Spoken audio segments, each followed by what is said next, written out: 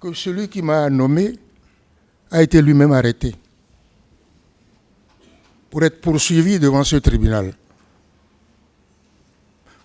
Mettez-vous à ma place, 25 ans. Et lorsque j'ai demandé à savoir pourquoi il est arrêté, qu'est-ce qu'il a fait, qu'est-ce que je dois dire au tribunal, le chef du gouvernement d'alors m'a dit « Ne vous en faites pas, ne vous inquiétez pas. Demandez seulement qu'il soit condamné à 20 années de prison, il sera condamné à 20 années de prison. » Oui, c'est l'histoire du Bénin, ça. Et je l'ai écrit dans un bouquin, dans 2 bouquins même, vous les verrez. 25 ans.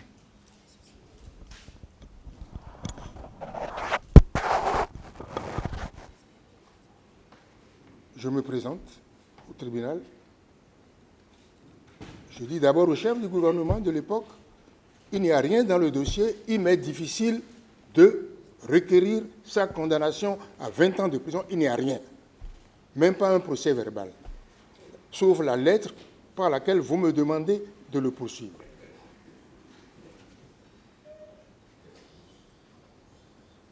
Mais qu'est-ce que j'ai fait? Je suis allé là-bas. J'ai lu la lettre que le Premier ministre de l'époque m'a adressée en tant que procureur de la République et commissaire du gouvernement. J'ai lu sa lettre en disant voilà, il m'a demandé de requérir 20 ans de prison. Et quand j'ai eu fini, j'ai dit la plume est serve, la parole est libre. Je suis tenu de lire ce que vous m'avez donné comme instruction, mais je suis libre de ma parole de dire ce que je pense. Et j'ai dit ce que je pense. J'ai dit qu'il n'y a rien dans le dossier et qu'il faut acquitter cet homme.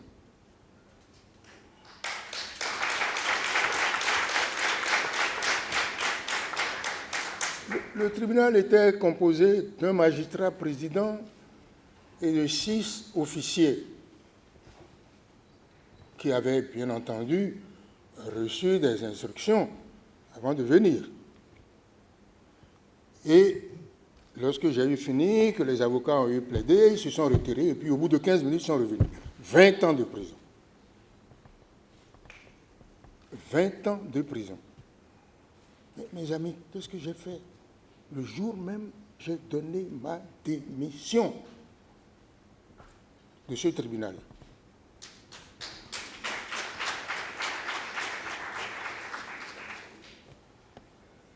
La conséquence a été qu'à l'époque, il n'y avait pas de réseaux sociaux, bien sûr. Il n'y avait pas d'iPhone. Mais ça, c'est sûr. L'opinion publique n'a pas approuvé. Et finalement, le tribunal a été dissous. Et le commandant Chassme a été libéré. Voilà le Bénin en 1967.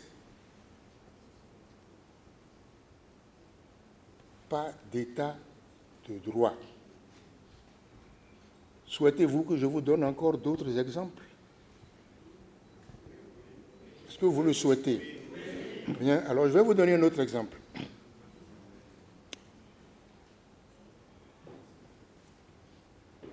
Deux ans après, j'ai dû démissionner évidemment de la magistrature, je me suis installé comme avocat, et 2 ans après, le Premier ministre qui m'a instruit de faire condamner son collègue à 20 ans de prison a été lui-même arrêté pour complot contre la sûreté de l'État. Et un tribunal, bien sûr, a été constitué pour le juger. Moi, j'étais déjà avocat, ça ne me concernait plus. Mais j'étais à mon cabinet lorsque Chassme, sa victime, est venue me voir. Elle m'a dit, maître, je suis venu vous remercier encore une fois. Grâce à vous, j'ai été libéré, j'ai retrouvé mon grade, je fonctionne. Et voici qu'un tribunal vient d'être constitué et le gouvernement m'a nommé président de ce tribunal pour juger celui qui m'avait fait condamner. Ce n'est pas une fable. C'est l'histoire du Bénin. Je l'ai écrit dans un bouquin. Je dis, ah bon? Ils vous ont nommé? Il dit, oui, ils m'ont nommé. Je ne veux pas le rater, celui-là. Je dis, mon cher ami, attention. Ceux qui vous ont nommé savent que vous avez une dent contre l'ancien Premier ministre, qui est le colonel Kouandété, puisqu'il faut l'appeler par son nom. C'est parce qu'ils savent que vous avez une dent contre lui qui vous ont nommé, pour que vous puissiez lui rendre la monnaie de sa pièce. Ne le faites pas. Refusez de le juger. J'ai cru le convaincre. Et il m'a quitté en me promettant qu'il n'acceptera pas de présider ce tribunal. Malheureusement, le lendemain, quand la radio a annoncé la composition du tribunal, il était bel et bien le président. Et ils ont condamné Kouandété à la réclusion criminelle à je ne sais combien d'années. Il s'est vengé.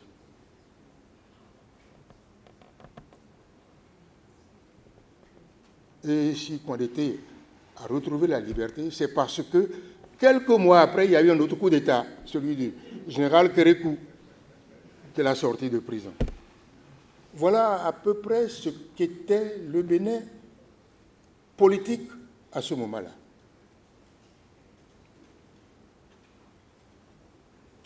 Le général Kérékou est arrivé au pouvoir, a formé le gouvernement militaire révolutionnaire et il y a eu ce que nous savons, l'option marxiste-léniniste.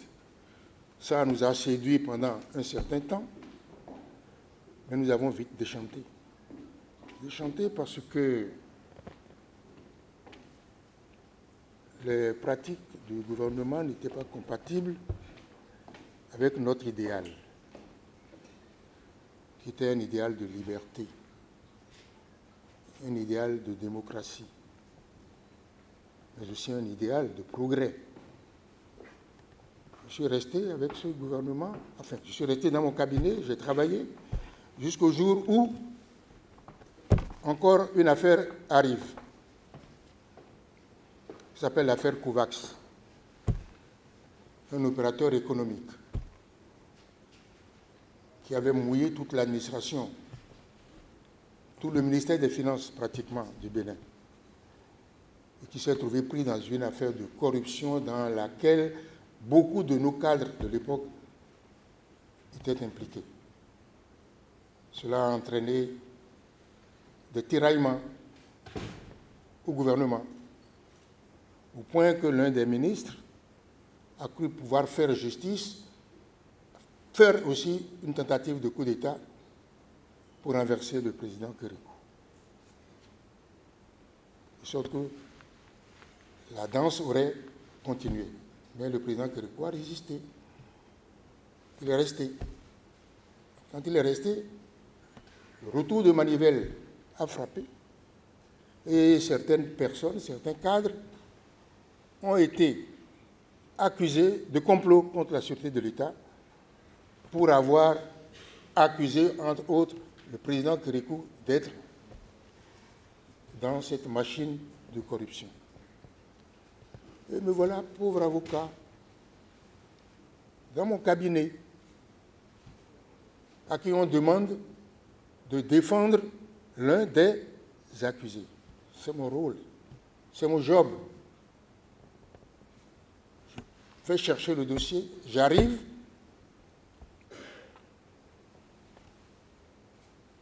en me disant qu'il n'y avait aucun problème pour que je fasse mon boulot d'avocat. Dans l'avion même, je suis arrêté. Dans l'avion même, je suis arrêté. Et il m'a demandé de remettre le dossier que j'ai en main. Je me suis retrouvé prisonnier comme ça. Vous savez, quand on est prisonnier politique, le premier devoir qu'on a, c'est de s'évader. Ah oui, c'est la prison politique. Votre premier devoir, c'est de vous évader. Je suis resté enfermé pendant quelque temps, j'ai mijoté.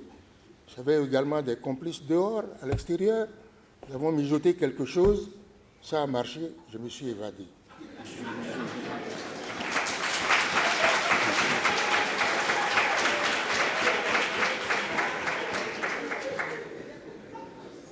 C'est grâce à cette évasion que vous voyez aujourd'hui en train de vous parler. Sinon, je serais mort depuis. Voilà mon vécu. Je me suis évadé, mais bien sûr, je ne pouvais pas rester au Bénin. Je me suis exilé. Je suis parti. Ça a duré 15 ans. 15 années d'exil.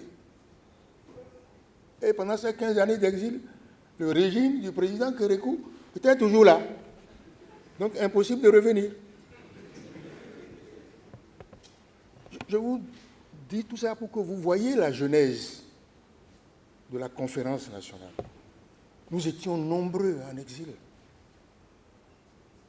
C'est une dure épreuve, l'exil. Il n'y a pas d'exil heureux. Je me suis installé avocat ailleurs, j'ai gagné ma vie correctement, 10 fois plus que je gagnais ici. Mais mon pays me manquait. Et c'est comme ça qu'au niveau de certains groupes d'exilés, en collaboration et en coopération avec un certain groupe de Béninois qui sont à l'intérieur, nous avons commencé à mijoter l'idée d'un retour des exilés, d'une libération des prisonniers politiques, d'une table ronde, d'une conférence nationale qui permette de mettre tout à plat, de s'asseoir ensemble et de voir ensemble ce qui nous divise. Ah, ce n'était pas une histoire facile. Je le dis à vous les jeunes, parce que vous croyez, quand on dit conférence nationale, vous avez cru, vous croyez que c'est un dîner de gala. Voilà, ces gens-là, ils ont mangé, ils sont revenus.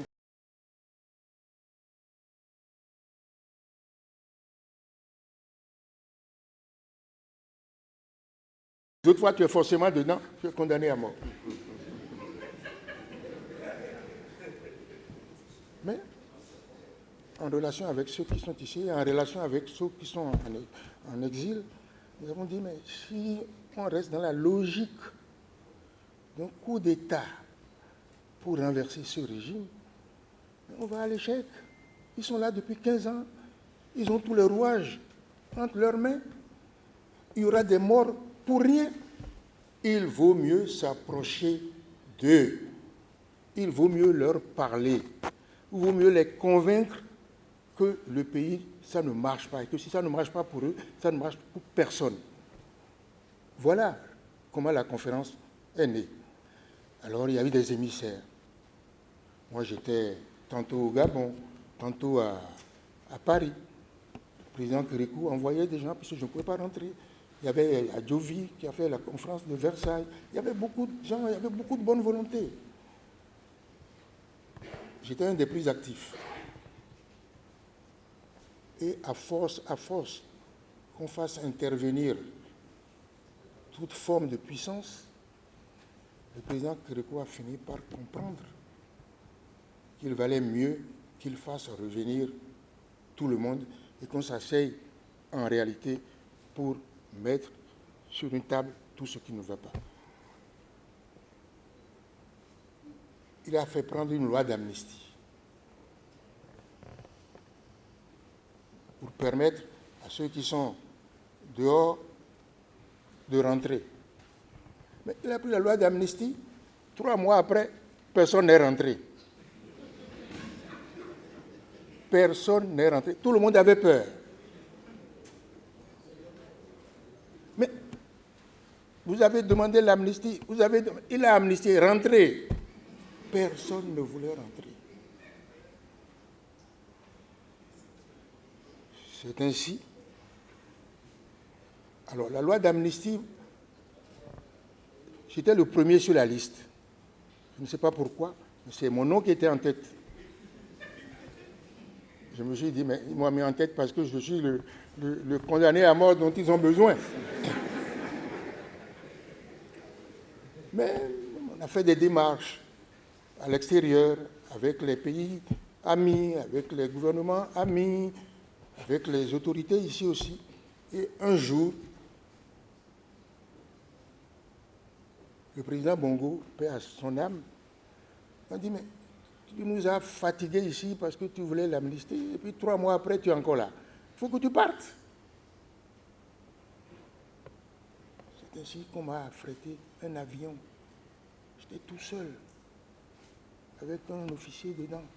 Je suis arrivé ici tout seul, le premier, pour montrer à tout le monde que la volonté du président Kérékou d'amnistier est une volonté fondée. Mes amis, lorsque l'avion m'a déposé ici, je tremblais comme une feuille. Parce que ça faisait 15 années que je suis parti. Je ne connaissais pas le président Kérékou, je l'avais vu à peine une fois ou deux. Il m'a reçu immédiatement. C'était un vendredi.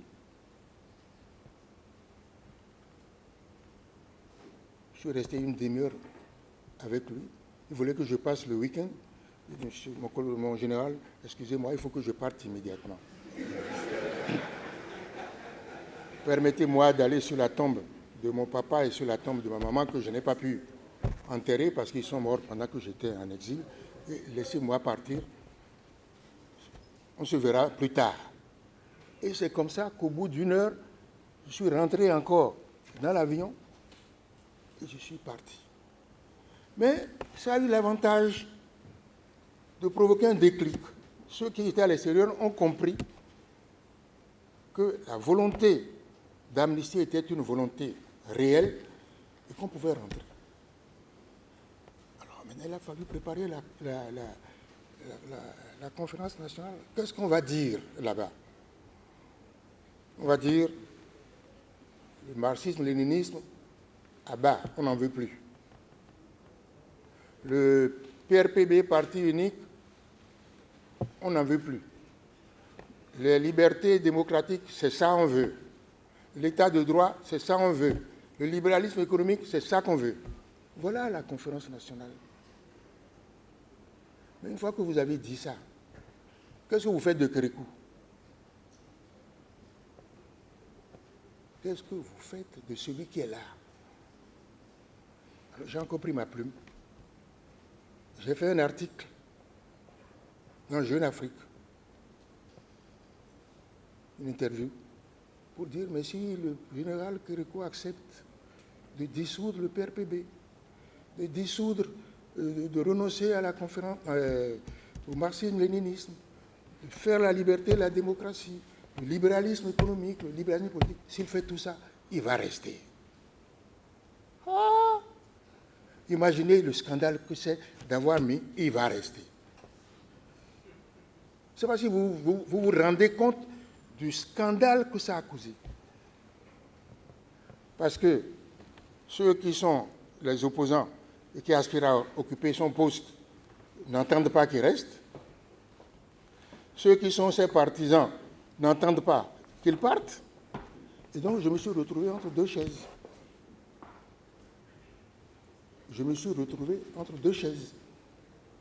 Mais les faits m'ont donné raison. Lorsque nous avons été à la conférence nationale, que Kérékou a accepté les différentes conditions, les plus virulents ont dit il faut qu'il parte. Et c'est là où il a dit je ne partirai pas. Et il n'est pas parti.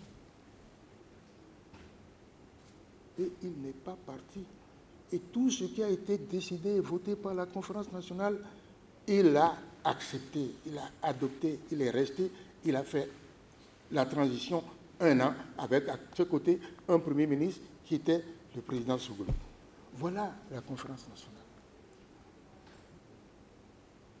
Mais avant qu'on en arrive là, que de souffrances pour le peuple, que de sacrifices, que de morts, que de blessés, que de travailleurs restés sans salaire, que de risques pris par les membres du PCB. Il faut le dire, ils ont eu un rôle important.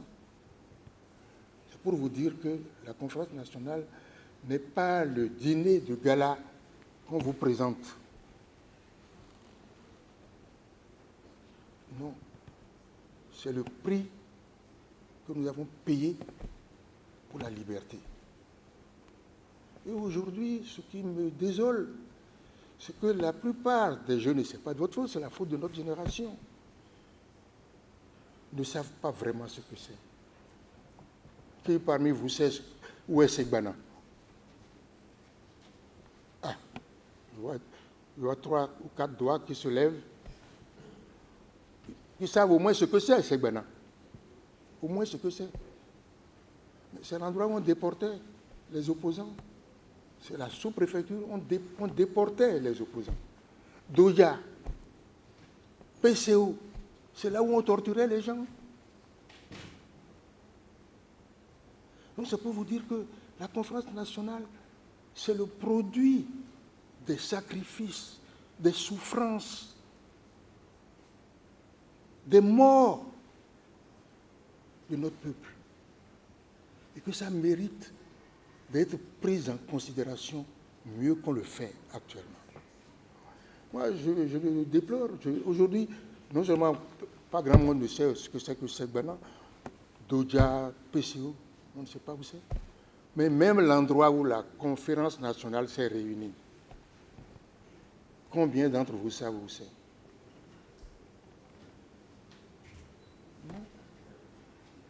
C'est au PLM Alédio, au quartier Jacques. Aujourd'hui, ça a été rasé. C'est une faute contre la mémoire. Moi, j'étais dernièrement à Paris pour aller voir une exposition de peinture des peintres béninois. Et cette exposition a eu lieu à un endroit qu'on appelle la conciergerie. La conciergerie, c'était un palais, puis après c'est devenu une prison.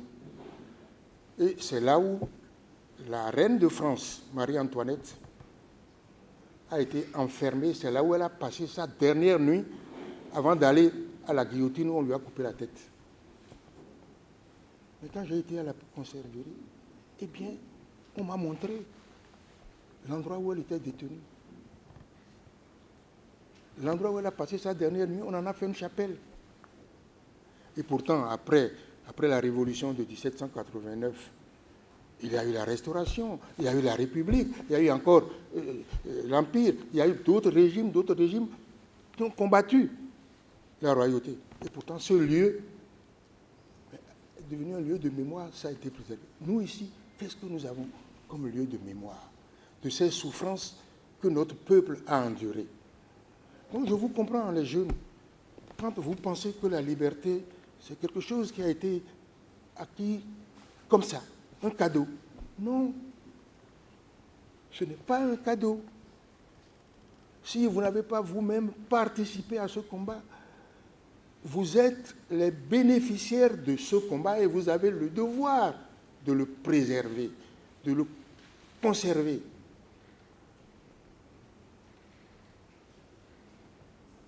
Là, je vois que plus personne ne dit rien, tout le monde me regarde. Mais c'est la vérité. Je ne vous fais pas de reproche, c'était à nous qui avons fait la conférence nationale de dire dans les manuels scolaires, il doit y avoir des programmes qui parlent de la lutte de notre peuple en ce moment-là et de la conférence nationale. Non pas pour se venger, nous avions dit c'est la réconciliation, mais il faut qu'on sache ce qui s'est passé.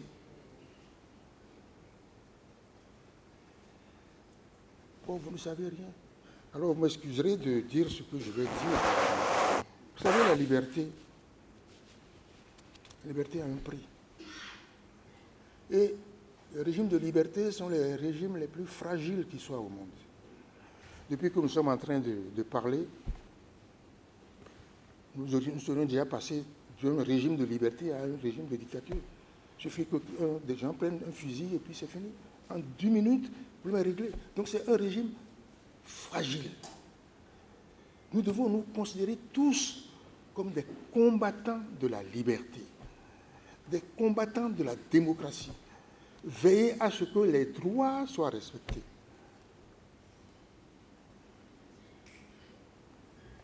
Ça ne vous intéresse pas ce que je dis, mais il faut que ça vous intéresse. Il faut que ça vous intéresse. mes chers amis, il faut que ça vous intéresse. Parce que le jour où vous n'avez plus la liberté, vous verrez qu'il y a quelque chose qui va vous manquer. Quand j'étais en exil, je rencontrais des amis à Paris. Quand ils me voyaient venir, ils changeaient de trottoir pour ne pas avoir à me saluer, parce qu'ils avaient peur que quelqu'un d'autre les voit en train de me saluer et aille faire rapport. C'était avant la conférence nationale. Mais aujourd'hui, j'étais à Paris dernièrement, j'ai vu une dame que je connaissais dans un restaurant, elle mangeait. Je suis venu pour manger. Je n'ai pas voulu m'approcher d'elle parce que je me suis dit, je suis plus âgé qu'elle, c'est à elle de venir me saluer. Elle n'est pas venue. J'ai mangé. Et moi, j'ai été ensuite la saluer. Elle m'a dit, Président, je vous ai reconnu, mais je n'ai pas voulu vous saluer parce que si on me voit en train de vous parler, peut-être que quelqu'un irait faire un rapport à Cotonou. L'été dernier, je ne veux pas dire son nom.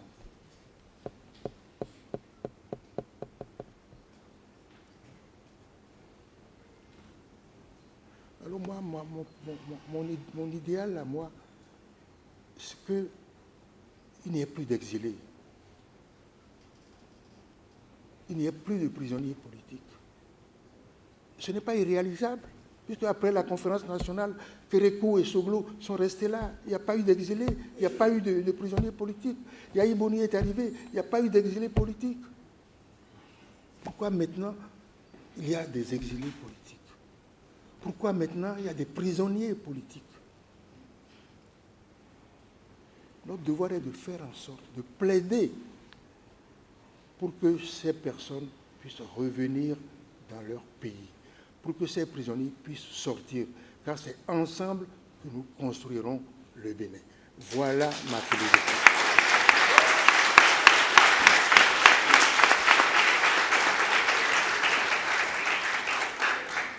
Alors, d'avoir dit cela, vous savez ce que ça me coûte, hein, ça. J'ai eu je ne peux même pas dire tout ce que j'ai entendu dire sur mon compte. Il est sénile, il est vénal, il est ceci. Est-ce que ce que j'ai dit là, depuis que je parle là, est-ce que ce n'est pas cohérent ce que j'ai dit?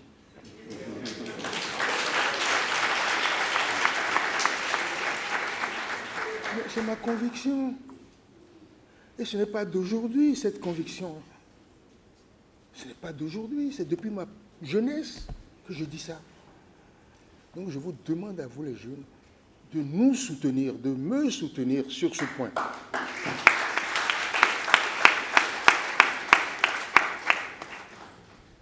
Voyez-vous, lorsque l'on s'approche des échéances électorales, et ça va être le cas du Bénin, il faut faire très attention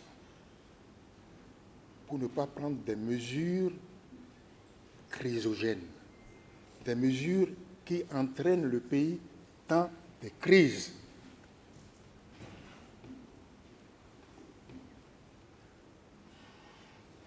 Actuellement, il y a une loi, la loi électorale.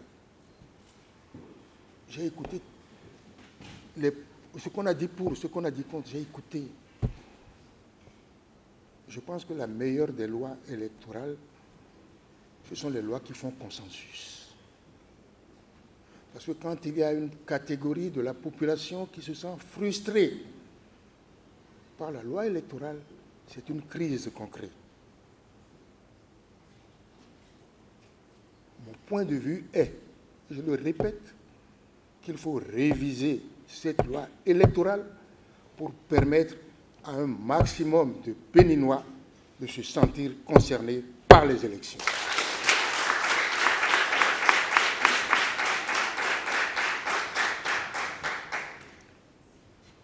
Ensuite,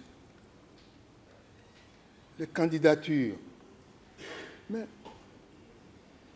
nous sommes des Béninois, nous sommes tous des Béninois. C'est la Constitution qui nous donne le droit d'être président de la République, d'être candidat à la présidence de la République. Mais il faut permettre à tous les Béninois qui estiment qu'ils ont la capacité de devenir président de la République, il faut leur permettre de se présenter. Le peuple dira qui est bon parmi eux. Mais dire un tel ne peut pas être candidat, un tel ne sera pas candidat, c'est moi qui vais choisir le candidat. Non. Non. Les amis, ne soyez pas choqués par ce que je dis. C'est ce que je pense. Et partout où je passerai, je le dirai. Je le dirai. Laissez les gens être candidats. Le peuple dira qui est bon, qui n'est pas bon. Mais à dire un tel ne le sera pas, et on prend des dispositions pour l'empêcher d'y être. Un tel autre ne sera pas, on le chasse de ses attributions, etc. Et on va créer des problèmes. On va créer des crises dans un pays qui a déjà des crises, puisque en 2019, nous avons fait des élections Wakala.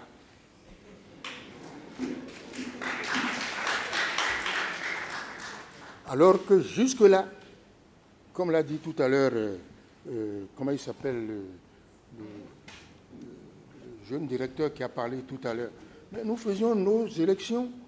Ce n'était même pas chose, comment on dirait, il n'y avait même pas de liste électorale, comment vous appelez ça, informatisée. Nous faisions notre chose sous l'arbre, là, on écrivait entre nous. Ceux qui pouvaient tricher plus que vous, trichaient plus que vous. Et puis après, on regardait, on était fâchés. Et puis après, on dit, bon, écoutez, c'est le pays, on accepte ça comme ça. Et puis le pays, c'est fini. Bon, on n'en arrivera plus là. Mais le pays n'est pas mort pour ça. Alors oui, il faut faire en sorte que ça se passe dans le calme. Et puis, 10%, 20%. Ce qui est terrible au Bénin, c'est que quand une mesure frappe quelqu'un, tous les autres se taisent. Ils ne disent rien. Jusqu'à ce que ça les frappe aussi. Une mesure plus forte les frappe aussi. Alors, écrit. Aujourd'hui, nous sommes à 20%. Hein? Ceux qui sont sûrs d'avoir les 20%, ils ne disent rien. Si on dit demain c'est 30%, ils vont commencer à crier. Non, prenons des mesures applicables à tout le monde pour éviter les crises. Je sais qu'il y a des gens ici qui sont de bords différents, d'obédience différente. Moi, je ne suis dans mon fort intérieur d'obédience que de la paix.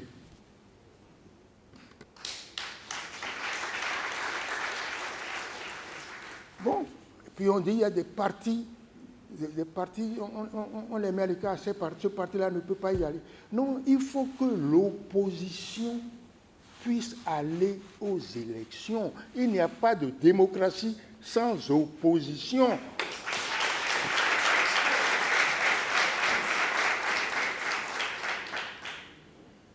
Il faut forcément que l'opposition aille aux élections, que les résultats soient des résultats francs, de vrais résultats, sans fraude, équitables. Mais il faut que l'opposition aille aux élections. Si l'opposition ne va pas aux élections, est-ce que nous pouvons parler de démocratie? Si nous faisons les élections et que c'est un seul parti politique qui a des députés, est-ce que c'est bon? Est-ce que c'est la démocratie? Non. Voilà mes points de vue. Alors, je vais être bref pour vous laisser poser des questions. Je vous ai parlé parce que je voulais que vous sachiez quel homme je suis.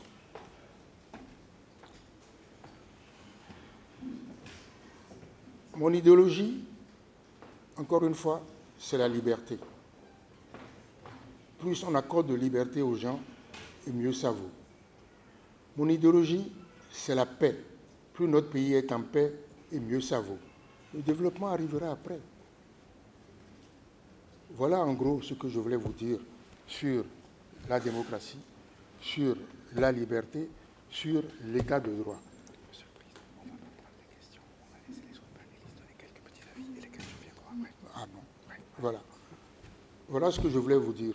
Donc, l'état de droit, la démocratie, la liberté, tels sont les fils conducteurs de mon action politique. Et vous regarderez dans ma vie politique, à tous les postes que j'ai occupés, je n'ai jamais failli à cela. Jamais. Vous fouillez. On ne trouvera aucune décision